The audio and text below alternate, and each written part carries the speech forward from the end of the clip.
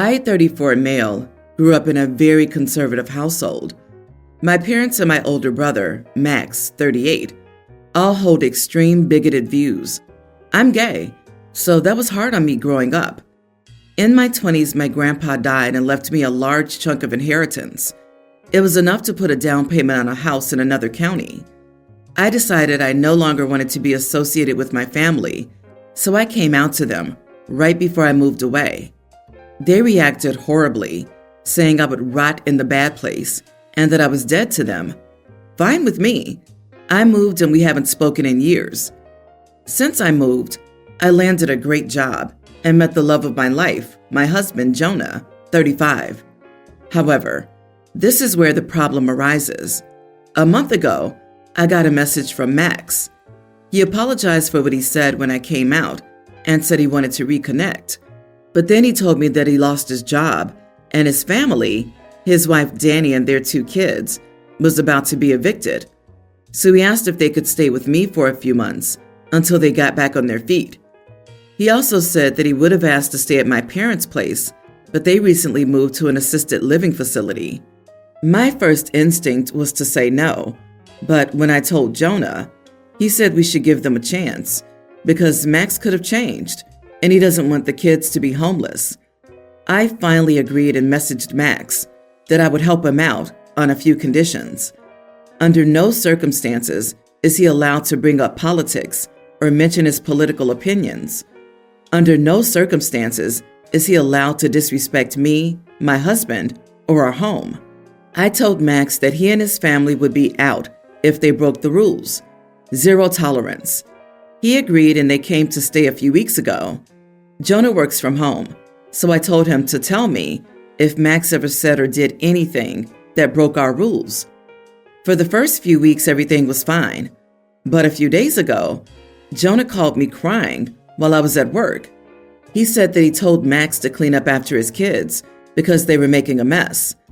Max didn't want to, so that started an argument. It culminated in Max screaming that he didn't want a fruity telling him what to do. I was furious. When I got home, I told Max that he and his family had 2 days to pack up and get out. He started arguing with me and said that Jonah was lying, but I know Jonah would never lie about something like that. When he saw I was serious, he said I was terrible for making his kids homeless, but I said he did this to himself. Danny then stepped in and apologized for Max, which confirms he said it, and begged me to give them another chance. But I said zero tolerance means zero tolerance. They didn't start packing until I threatened to call the police. I gave them the address for a homeless shelter, and they left, but they keep texting, asking to come back, saying their kids are suffering. Even some of my cousins are getting involved and are saying it's cruel to punish the children for their parents' mistakes. Am I the idiot here? Not the idiot. You didn't make them homeless. Max did. Your rules were clear and very reasonable. He broke them. You don't have to set yourself on fire to keep others warm. To all the cousins telling you you were cruel, ask them to keep your brother and his kids. Exactly. Any concerned cousins are free to offer their couches.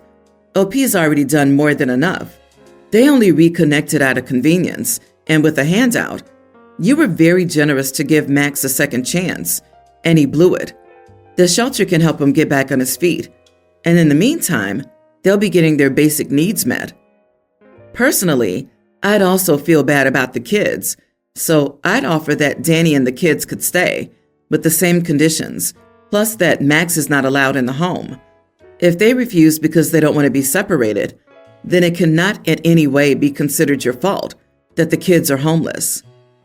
You're a good person. Sorry you have a crappy family. OP's not at fault anyway. That falls on the parents.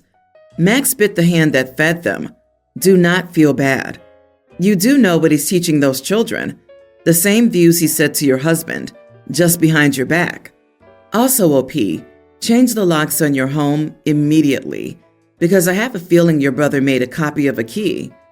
Good luck, and I really hope you stick to your guns and do not let your unpleasant family members ruin any more of your new life.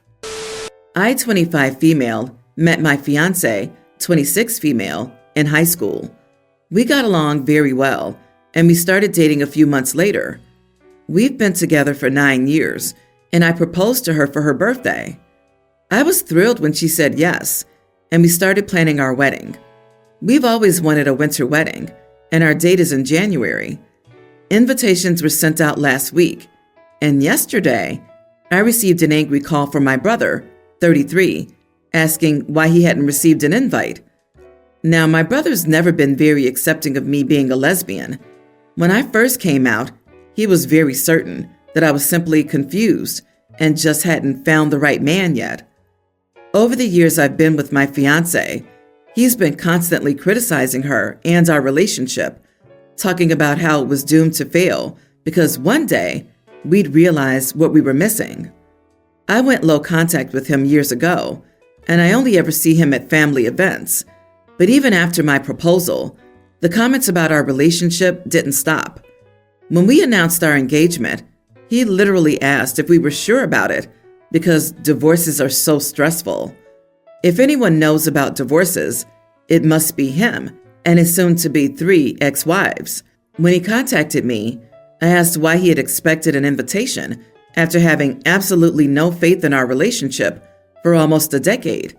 But he got defensive and talked about how not inviting close family to my wedding was beyond rude and that I was an idiot for excluding him, my own brother, when even my cousins are invited. After all, I've been invited to all of his weddings. I only attended the first one because I liked his now ex-wife. My fiancé fully supports my decision because she can't stand him, but my father called and tried to reason with me, promising he'd make sure my brother behaved if I were to invite him, but I genuinely don't want him anywhere near me on our big day. Not the idiot. You don't want people to behave at your wedding. You want people who are sincerely and genuinely happy for you and your fiancé. Your brother isn't among them. Spoiler, he won't behave. He probably objects at your wedding or talks behind your and your fiancé's back. Not inviting him is the best option. Your brother is not close family in any sense other than biology, and biology alone does not automatically score an invite. I suspect he's worried that not being present will reflect poorly on him, but that's called reaping what he sowed. He's a misogynistic moron, demanding to be invited to a lesbian wedding? No, biology does not supersede a history of bigotry and toxic behavior in a relationship that barely exists anymore. I would guess he wants free booze and a party with the cousins. I'd have security ready to remove him if he shows up without an invite. Sorry, Dad. You didn't stop the brother from mistreating his sister. Tell that to the people that wonder why he isn't there. This would frankly be grounds for Dad losing his own invitation too. Apparently, more important to support misogyny and bigotry to be sure his son gets to attend versus supporting his daughter during her actual wedding. Dad is a giant enabling idiot. I, 28 female, am getting married to my fiancé, Nick, 29 male, this August. Nick's parents are paying for most of the wedding while we're covering some smaller expenses. Due to Nick being their only child, they wanted a bigger wedding and were allowed to invite a lot of business partners to it, which is something I don't mind, as Nick and I wanted more of a formal wedding. We've sent the invitations with the dress code of being a black tie, so formal. I have a younger sister, Kate, 22, who's the golden child in my family, where my parents and grandparents would allow her to do anything she wanted. My sister and I have a relationship, but we're not super close. Now to the issue. Recently, my sister got into the all-natural trend, which I had no issue with until I saw her dress to my wedding. The dress is above knee length and is silky champagne color, which looks more like a nightie for the wedding instead of the dress. And my sister's not planning on wearing any bra or cover underneath, leaving very little to the imagination, and she's quite busty. The dress does not fit with the dress code, and honestly makes her look like she just came from filming a cheap adult film. She also let her hair grow on her legs and armpits, and is not planning on shaving either. I've tried to tell her as politely as I can that she can't show up at my wedding like this, and needs to wear a bra with this type of dress, as well as find a better outfit that fits the dress code. Still, Kate was not having any of this and called me a jealous idiot who was trying to control her. I've explained to her that I'm not paying for the wedding. There are reasons why the dress code's been set in place, and I've also mentioned business partners attending the wedding. I'd like my only sister to look presentable. Otherwise, she won't be allowed to come. This resulted in Kate storming off. My parents are on Kate's side, while my fiancé and mother-in-law agree with me. Edit. To address my comments about my sister's appearance. Unfortunately, where I live, looks are very important, as well as personal hygiene, and women are expected to shave at least their armpits and legs if wearing a revealing dress. If my sister decided to show up somewhere else looking like this, or at work, she would immediately be asked to take care of herself and make herself presentable. Otherwise, she's not allowed on the premises. Regarding the bra comment, some dresses and styles allow you to get away with not wearing one. Her dress was not one of them, and as mentioned, it made her look like she was ready for bed and not to attend the event. Again, wearing it in public would result in most places asking her to cover up and would not let her in uncovered. That dress is a nightie, not a dress.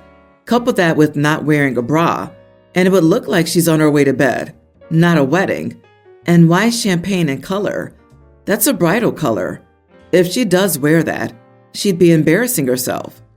Not the idiot. It's your wedding, and she doesn't have to come if she doesn't want to follow the dress code. Definitely you are the idiot about the bra and shaving comments. Shaving has nothing to do with hygiene, else most men would be unhygienic. And bras have nothing to do with hygiene. These things are about policing women's bodies, and as long as women continue to buy into these beauty standards, they will persist. You can be formally attired without shaving or a bra. Men do it all the time. No man, or at least anyone I know, would show up to a black tie event wearing shorts or showing off their hairy legs. It's not about policing someone's body. There's an appropriate way of appearing in certain situations. You wouldn't walk into a job interview with hairy underarms. People get too defensive about body hair, then try to play the victim when others don't want their attitude. Agree. I don't think you get to police her shaving, but the actual clothes on her body can be expected to conform to the dress code. The jealous idiot accusation is kind of funny and reads like a projection to me. This outfit spat screams of attention-seeking behavior on her part. Be ready for your parents to bring her along to crash, even if you uninvite her from the wedding. I, 35 female, had my son a few weeks ago. My husband, 39, has been a huge help with taking care of the house, cooking, and cleaning. I let him know often how much I appreciate everything that he does. My family also helps with taking care of our son.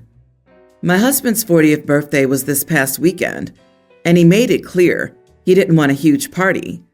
I invited a few of his closest friends and family to go out for a nice dinner at his favorite restaurant. A few people couldn't make it, and it ended up being a small dinner.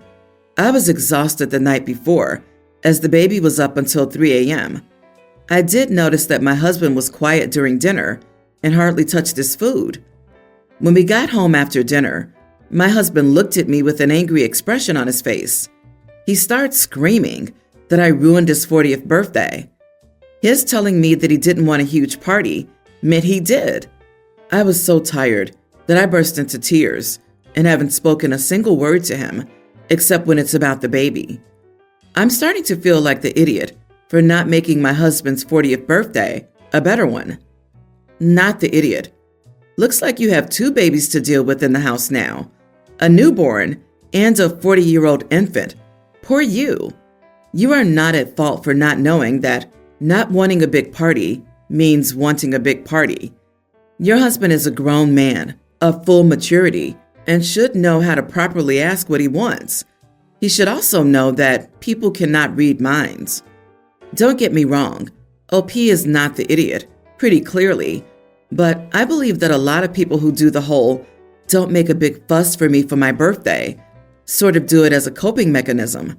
It's like folks who claim to prefer being solitary to mask their loneliness and wish they had friends to do things with. Homie's anger is completely misdirected, but I'd imagine the root of his feelings are, I only had a small group willing to celebrate my birthday, and of that group, half of them didn't even come. LOL, what? I would be so upset if I told my husband not to plan anything for my birthday and he threw a party. I'd feel disrespected and not listened to. I also prefer having my husband and son and having plenty of friendly interactions with people, but I choose not to go out and socialize with them, despite invites. That's a pretty blanket statement to make, and as adults, we should just take people at their word and not our projections on them. You might feel lonely or might be coping, but that hardly means everyone is. Honey, please consider carefully whether this behavior is out of character for your husband. If it is, insist he sees a mental health professional immediately. If it's not, is it just one in a string of examples of a slightly more egregious one? Ask that loving, helpful family of yours if you can please move in with them while you sort out the details of your divorce. My family has a beautiful 24-karat gold, 6-carat sapphire ring that originally belonged to my great-grandmother and was passed down. Everybody that wore it suffered some sort of misfortune, an untimely death of themselves or husbands and children, financial ruin, infidelity of partner, etc. Hence, over time, people in the family began to believe it was cursed. And although we still own it, nobody has worn it in years. My fiancé absolutely adores sapphires and loves the ring. She doesn't believe in superstition and knows nobody else in the family wants the ring, so she asked me to give it to her as an engagement present. I'm not much of a believer in superstition either, but given that everyone who wore this ring had something moderately bad to really bad happen to them, why risk it? I have the means to buy another sapphire engagement ring that doesn't have the potential curse on it. My fiancé thinks this makes me the idiot because I'm letting a really quality ring go to waste just because of superstition. Maybe, but again, I don't see the need to tempt fate. Does this make me the idiot? No vote, but untimely death, infidelity, financial ruin are the results of life and living, not a curse. However, mate, you absolutely believe in curses. I don't believe in curses, but why take the chance? Means you believe. Just be honest about that, and maybe the conversation with your girlfriend will go better, and then buy her a new ring. Her desires shouldn't come at the expense of your comfort. Do I believe in curses? No. Do I think superstitions are silly? Yes. Would I wear that ring? No. Silly superstitions aside, she has no right to that ring anyway. It's a stupid argument. She was told no and is being a baby. It's your family ring, to give or not give. Your fiancé needs to accept that. And look at what the ring has already done. It caused a row between you two, and she hasn't even worn it yet. Find someone to bless the ring and remove the curse. Have the ring cleansed, not cleaned, cleansed. I'm a practicing witch. It would be the stones that would be cursed. The stones have energy. They can also hold energy. My jeweler will do diamond swaps where he keeps the old stones, and I pay the difference of the new ones if they're bigger or better grade. Maybe see if you can find a jeweler that will do something similar. Probably won't be cheap, but it could help get the bad stones out at a reasonable price and keep the ring style. Stones hold bad energy? I love the internet. Thanks for enlightening us. I'll admit it's off-putting that she keeps insisting on wearing it, even when it would make you and your family uncomfortable. I'm sure she's a nice person, but that's not the best look. Your family believes in the curse. Whether you or she do or do not is irrelevant. That should be reason enough for her not to get it, simply out of respect for their beliefs and how they're likely to perceive someone willing to wear something like that. Because of this, I would tell her it's not up to her to have at all, and never really was.